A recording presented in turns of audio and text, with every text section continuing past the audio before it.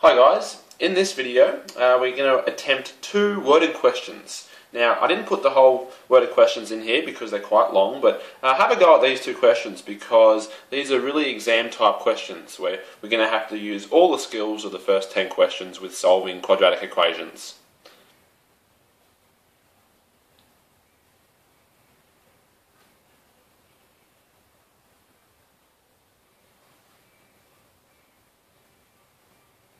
Question 11. Now we have a worded question here, still going on with solving quadratic equations, but this time will be a little bit trickier. Okay, we want to find the height and base lengths of a triangle that has an area of 24 centimeters squared and the height is 2 centimeters more than its base. Now, we do know that the area of a triangle, let's just put that in black actually. We've got area of a triangle, area equals half base times height. Okay, we're happy with that. Now, we know that the area equals 24 centimeters. So I'm going to put 24 equals, now it's a half, but instead of base times height, we need to try and use the same pronumeral just because we don't want two unknowns. But we do know there's some relationship between the height and the base of this triangle because the height is 2 centimeters more than its base. So I'm going to say the base, I'm just going to put it as x. But instead of the height being maybe h, I'm going to say is x plus 2 because the height is 2 centimeters greater than the base. And by doing that, now I have an equation that's only got one unknown, so we can actually solve for what that unknown is. Okay, so we can go 24 equals. Now, first I'll times out these two brackets. So we're going to turn into a half. It's going to be x squared plus 2x. So this will turn into 24 equals. Actually, I'll leave that for now because I think I can do a little easy step here. At the moment, we can rewrite this a half as a half here, right? But we want to try and get x's by themselves. So let's times the 2 up so we can now have an equation of 48, which is 2 times 24, equals x squared plus 2x. Now, this looks like it's going to be some sort of quadratic equation here, so I'm going to put the 48 on this side. I'm going to minus 48, so we get 0 equals x squared plus 2x minus 48. Now here we can use our null factor law or our factorising techniques to try and solve it. Now I'm just going to try and take all of this in. I'm going to rub out for some space. Okay, let's use the Fox family method to solve this. Because it's A is 1, B is 2, and C is negative 48. I'm going to go A times C, B times and plus. Now A times C, well that's negative 48. Oh, it might not be big enough.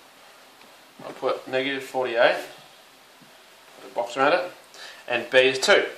Okay, two numbers that multiply to give 48. Well, let's have a look here. We have 6 times 8 is 48. So I'm going to put a 6 and an 8 here because I know the positive numbers are going to be correct, but I know one of them has to be a negative number for it to produce a negative result. But I know they have to add to give positive 2. So that's pretty much a dead giveaway that the 6 must be negative because this will add to give 2. So now we can get our brackets here. This is going to be x minus 6. This will be x plus 8. And now we can rewrite our equation here in factored form, which is our brackets. X minus 6, x plus 8 equals 0. Now here we use our null factor law because if this bracket or this bracket were to equal 0, once you times it by the other bracket, it'll also get 0. So we can go straight away and say x minus 6 equals 0 or x plus 8 equals 0. And from here, go x must equal 6 or x must equal -8. Now, just before we give it a tick and think it's alright, just see if this makes sense, because can we have a negative, even though we got a negative answer for x, that was just because it was a worded question. But can we actually have a negative length for a base or height of a triangle? Because sometimes, even though we get results, some are impractical or obviously incorrect, and we can't have a negative answer. So I like to just cross that negative answer out whenever it's a worded question, and you obviously can't have a negative length. Okay, so finally we have that the base will equal 6, and the height, which is 2 more than the base, it will be 8 centimeters. Question 12, our final quadratic worded problem. Okay, we have the product of two consecutive numbers is equal to 72. Now remembering product is maybe the product of 4 and 6 is 4 times 6. Okay, so two numbers, consecutive numbers, multiply to give 72. And we want to use some sort of quadratic equation to find two sets of numbers. So let's see what we can do here. Well, the product of two consecutive numbers, I'm going to write that as x times x plus 1. Because x is going to be some number, but the next number, or the number that's consecutive with it, will just be x plus 1. So I'm going to write that as the product, x times x plus 1 is equal to 72. Which I can rewrite, because this is going to be x times this whole bracket. Let's expand this. We have x squared plus x. Now I'm going to bring the 72 onto this side, because it obviously looks like a quadratic equation question where we're going to have to use the Fox family method to solve some values for x here. Okay, I'll bring my red pen in. We know that a is 1, b is 1, and c is negative 72 with our coefficients 1, 1, negative 72, and we know that this is going to be a times c, this is going to be b, and we want to find two numbers that multiply to give a times c, which is negative 72, and add to give b, which is 1. Okay, oh, there's a little negative sign there, a little negative there. So I like to sort of just jot away and think of two numbers that multiply to give 72. Well, 9 times 8 is 72. So I'm going to put straight away 9 and 8 in, but one of them is going to have to be negative, and if they're going to add to give positive 1, it's pretty obvious that the 8 is negative, because then 9 plus negative 8 will be positive 1. So with that, we can write our two brackets. We can go x plus 9 and x minus 8. So with this, we've had our initial equation, we've factorised it to now our two brackets, as so.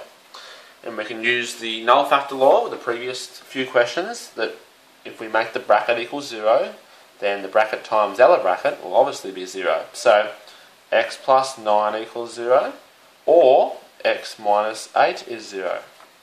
Now from this we can get two answers, x equals minus 9 or x equals 8. Now, all these worded questions, I like to sort of get an answer and then go back and just quickly read the question. Well, it's the product of two consecutive numbers, and we want to use quadratic equations, which we have here, to find the two sets of numbers. Well, now x was our first number, and x plus 1 is the next one. So, this first, it can be 9, and the next number will be negative 8.